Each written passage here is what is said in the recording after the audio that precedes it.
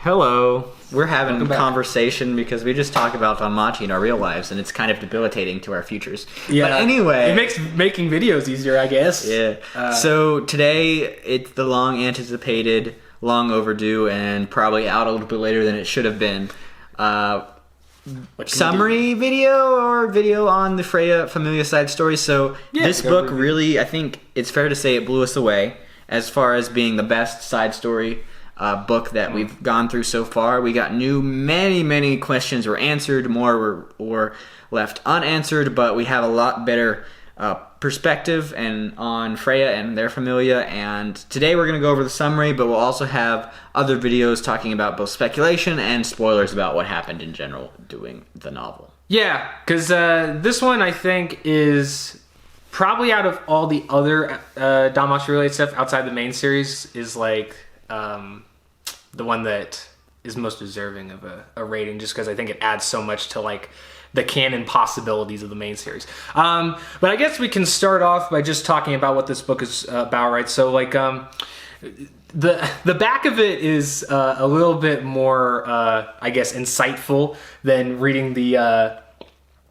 synopsis on Amazon, or like the back information on Amazon. But essentially this kind of jumps around the timeline, but the first chapter is kind of before, I guess, the real start of the main series, or at least before Freya sees Belle in the events of the main series, but after the events of like the evils and like the dark period of time in Orario. And we see Freya kind of revealing that what her main mission is, and that being her going after her Oder or Otter, whatever you want to say on that. I don't know if we're I think it's out Oder. Odo. That sounds more Norse to me, like Odor, but I don't. There's no know. vowel in the second part, so I don't think it. That also sounds like really like you're like, ooh, she's looking for body odor. All right, that's weird, but yeah. Mm-hmm. So I guess we'll just say we'll go back and forth. You know, what can we do?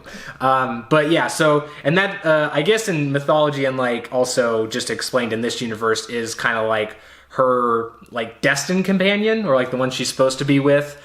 So she's looking for that lover in a sense, and I guess from time to time she like just goes on these little missions to find it. So that's kind of what the jump starts this story, and her leaving the city in search for her Otter yet again, and the kind of 8 followers going after her, and that leading into a whole fiasco that deals with a new country and like different powers of that country, which I think is the Chios Desert, and kind of like the region in there. So that's pretty cool. Second chapter is kind of multiple backstories of the 8, like I guess the A team of Freya.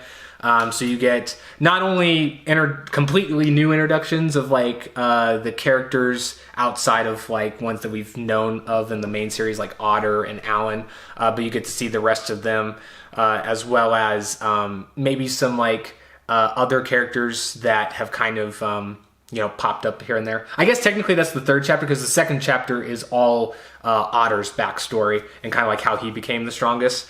And then the third one's more so like the other. Yeah, for now. Until Belle is like 30 and is like level 20. Poor Otter, man. First Belle, then before him, he's had some problems with other people being stronger. He's never going to be in the limelight. I guess he kind of is now, but he really isn't, because he knows people have been stronger than him. Yeah. It's just a tough life, man. I think one of the things, I guess, that's all I can really, that we can like run down and to make this a little bit shorter of like what happens in the book. Save a little bit of mystery for the discussion video, and if you're still needing to read this. But I don't know about you, Michael. You can talk. I think we'll have a pretty interesting discussion in the next video, just because of some possible hashing out of what certain things means for certain characters, because there is presented a lot of information about just the insight of certain characters. I think as Freya specifically, I was kind of wondering, like, with it titled Freya, like Chronicle Freya, if it was going to more so focus on her, or if it was going to focus on her Familia, or what exactly balance of the two, if we were going to get both.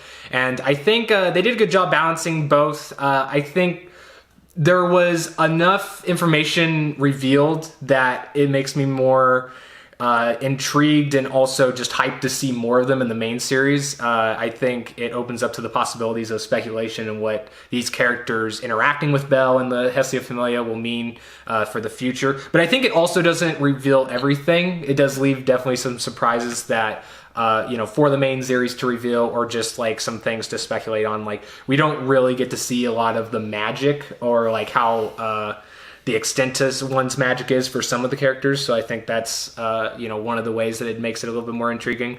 But I just love kind of what we saw, like the information that was presented, how kind of different and refreshing it was. I think, if anything, it really does kind of solidify the importance of Freya Familia in my mind, and also just the possibilities of them interacting will be. Yeah, so there's a lot of really interesting events that happen, one of which is a war that continues and is a major theme in the book, and I think is really confirmed. This universe, I mean, there are some fantasy universes where this is true, but this, in Danmachi, is definitely true that it's quality over quantity, that you can basically have millions of people fighting against a level 7 or level 6 or level 5 adventurer, and it's still not going to end up very good for you. No. It's basically like the Ares fight from book 8 on steroids. yeah, exactly. So that happens. Again, you get more personality from all the members of her Familia, and then we get more insight onto, which this really isn't specifically spoilers, but on how Freya looks at people's souls, which we get kind of a glimpse at in the first season of the show, and I'm sure in the novel it may cover it in more detail. But it was great to see that scene, and then just hear more about what Freya's rationale is and what she's looking for. It was also cool to see Freya kind of go on a journey by herself, or with limited personnel. Now, obviously, she has some bodyguards to help her throughout that, and Josh kind of mentioned it. Yeah. But it was very interesting to see. I think the breakdown was great, and we did have many different secrets. So specifically, Seer, which we won't talk about that too much because it's a big spoiler and big implications for the rest of the show. But it was interesting to see that as well. Yeah, there's even like some touches on like some characters that are tied with the Benevolent Mistress, which, I mean, we've known for a while now that they've had connections with Freya, or past history with them. But it was nice seeing since we're bouncing kind of back and forth between the timeline, like I mentioned, like the first chapter kind of taking almost seemingly before or like in some like dark areas of the timeline we didn't know about before, and kind of shedding light in there. That was really cool. But also just seeing kind of like all of the pieces of the side material kind of falling into place now that we've got a more structure to the timeline, I feel like, from this book. I think one of the things that I really appreciate the author's approach with, like, just how he was able to showcase Freya's motivations and just kind of overall her personality and how she really ticks as a character.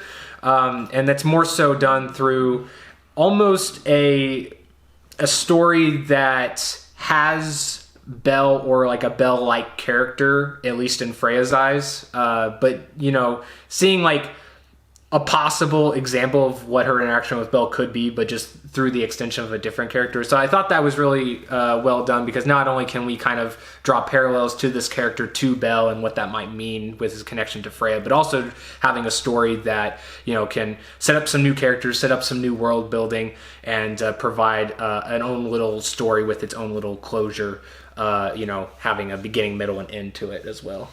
Yeah, so since this video is more of a review on the book itself, I'll talk a little bit things that are kind of outside of the book. So first of all, I think we'll get to our rating here later, but both of us really enjoyed this book. But at the same time, it is a side story book. It's not going to be focused on Belle. So if you wanted to see a lot of Belle in this book, that's just not what's going to happen. He's not really in it a lot. No spoilers. There's just like 2 mentionings of them. Yeah. I think there's like maybe 3 pages total. So be aware of that. And then also, I think it would be, although this series is a side story, and we've covered the previous one, it would probably be helpful for you to read the previous side story, because there is information on the Benevolent Mistress characters that you will understand better if you read that and then read this story. But it's not necessarily a requirement. If you just wanted to go from the main series to this book, that was fine. And even if you wanted to go from the anime and read this book as it's new that has come out, it would still kind of be fine doing that as well. Yeah, I kind of question like where exactly, because there, like you said, it is a side story at the end of the day, so there isn't too much like spoilers for like the main series, I would say, if really any, right? So yeah, I think you could I think it's probably a good placement of putting it after the Leaves series, because again, I think there's a lot of moments like, you know, maybe in like the Xeno arc or like the arc that's right after that, whatever you want to call it, the expedition arc or something like that, that, you know, might be a little bit more enjoyable knowing like, I guess these characters before they make little interactions. Or even, I'd be curious to see what somebody's impression of Freya and her bearing on the series is if they read this book as like a prequel to the main series.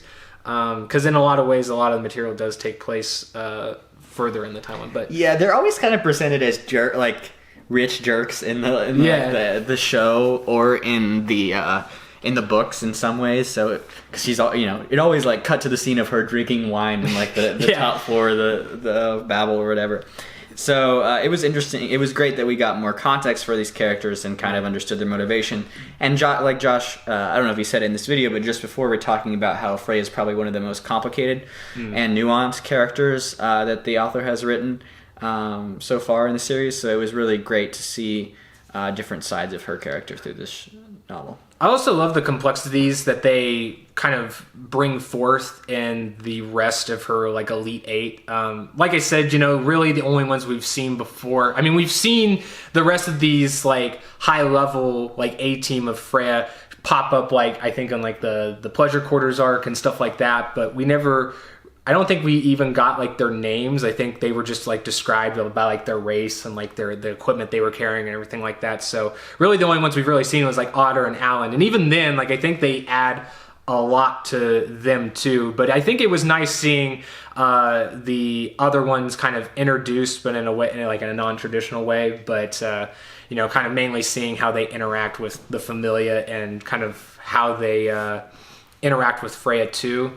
And then seeing like their backstory afterwards, and I mean, a lot of it just kind of coincides with everything, right? I mean, not only does seeing their backstory kind of help elevate the characters and maybe certain things you'll like about them, but also just kind of give you some different opinions or different perspective on Freya and herself. So I would definitely say out of the new quote unquote new characters, Hegni, he's like a dark elf of Freya's top 8. I really did like him. There's a lot of moments where he's like in the first part of the book where it's just talking about like how he's thinking or how he holds himself when he's fighting. It's pretty great. I think the level aspects are like the, you know, kind of like the what would you say, like the stat information. It's not too surprising. Like I feel like we were kind of in the ballpark for like certain in terms of like what the actual levels are, right? But some of the things they're able to do, some of the magic that's associated with it is still like, oh my gosh! Like there's a lot of times where I feel like I'm reading another series almost, because not only does like I mean, it is kind of like a deviation from the main series, right? I know like Sword Orteria is probably similar in terms of like, you know, centering around characters that are higher level. But I mean, in this book, and we've said it before, I don't think anybody kind of contradicted, but like in this book, it's like definitely stated that like Freya Familia is the strongest, not just in Auraria, but in the entire world. So like, you know, it is, I mean, unless we, you know, unless some people are alive. Okay, let's clarify that. But yeah, so obviously there's some things in there that lead to you being like, wow, these people are OP. So in those regards, I think sometimes it feels like a different series. Some of the jokes, even like it's not like that I didn't like them. I found them quite funny. But like there's like for instance, there's like one moment where there's like a character that Freya gets introduced to early on, and he's kind of like a merchant, you know, that kind of helps her get around to certain areas and kind of explains like, you know, kind of the world building aspects. And there's a scene where like he completely does like a 180 on his character because of certain circumstances that the rest of Freya Familia does to him. And I'm like, man, this is something I feel like I would see easily in like the Ari Ferreira series, but not in Danmachi. So like there's like a moment, there's like another moment too that kind of makes me, but I think some people might find that surprising, but I think it's going to be a pleasant surprise for some people, because I think it does add to kind of like the uniqueness of how Freya Familia kind of operates and I guess upholding Freya's honor, I guess you could say. Yeah, and so there's a lot of things. I'm still kind of conflicted on Freya as a character, not as a character, but like her personality, motivations, and how it's going to work out with Belle. We'll see. There's many problems here, but I just got to say, from this book, I didn't realize that life as a beauty goddess, it's a lot harder than I thought it was. Because there's some implications where like her life, she's making her own life hard, and I'll keep it vague to get not have spoilers. But no, she's really not. She's just trying to live her life, man. It's tough out there. Yeah, I can imagine with as much power as the regular gods have, and then taking like the strongest or the most powerful archetype of those gods, can't be easy. I think there was one thing too that kind of coincides with just how like the gods interact with the world, or kind of like some gods' perception of their involvement in the world is. And I think that's one thing that I not only found intriguing as like, these deities' involvement in the world and what that might mean for future ones that get introduced, but also just like loving that we're seeing like what would be like the testing ground of like new ideas or storylines potentially outside of the city. I mean, we've talked about that in speculation a lot before. There's some parts in the afterword that make me believe that the author really hasn't thought that far ahead. I mean, he definitely introduced some elements in this volume, but it's kind of intriguing to me that he's just now starting to do that. So looking forward to, like, because of this volume and maybe seeing the reception of it from fans, what direction he might go in terms of the world and how it'll interact with the main series. But that was one thing that I think I really found myself enjoying, or kind of keeping not finding myself disinterested in the condensed story in the first chapter, because there is a lot of moments where like you're kind of wondering where it's going to go, or what's going to happen to this new character that we kind of haven't really talked about that interacts with Freya. But having those moments of like the world, I think, definitely keep you engaged in the story as you're reading it. Yeah, so we don't have too much time here. We should probably get to our rating. One thing I just want to say is that I've really enjoyed the author expanding the universe, and even though if he hasn't, prepared it ahead of time, I have faith in him continuing to adapt the material, because I feel like he really has a good foundation for what all the characters are and what their motivations are, and with that foundation, he can build a compelling world. So yeah. I will go first with our rating, with my rating, not ours. And I'm going to give this an FFA, or a 9 out of 10. I think it was a great book, especially illuminating more of the world that we haven't seen yet. We've talked about it the whole time. You know that we've been very positive. The only thing else I can say is there was a couple scenes that made me a little uncomfortable, and I didn't like them. What can I say? But that's just me. They were supposed to be touchy, but I thought they were creepy. They were creepy to me. A little bit too manipulative. I could see it in my perspective. But anyway, that's just me. Still 9 out of 10. Go out, and if you enjoy Danmachi, read this book and get back to us. See if you have any other questions or speculation you would like for us to answer. Well, we're pretty much on the same page. I would also give it an FFA. I thoroughly enjoyed this. I think it definitely did not disappoint. My expectations was to see a lot of new information. Definitely adds a lot of depth to the Freya Familia. And I think they not only delivered that, but they also showcased just how, how different of characters they are, and definitely making you watch out for seeing them pop up again in the main series. So, overall, just really loved it. There was really I think I did have a couple overall negatives, but they were pretty minor. So, I would say if you, again, haven't seen it, or you haven't read it, I guess I should say, go check it out. But maybe check out the Liu one first if you're that into being what would you call it, chronological. But I think this is definitely probably the best side material we've gotten. So you're not going to go wrong if this is the only one you read. And if possible in your region, it may not be in all of your regions, actually do get the hard copy book.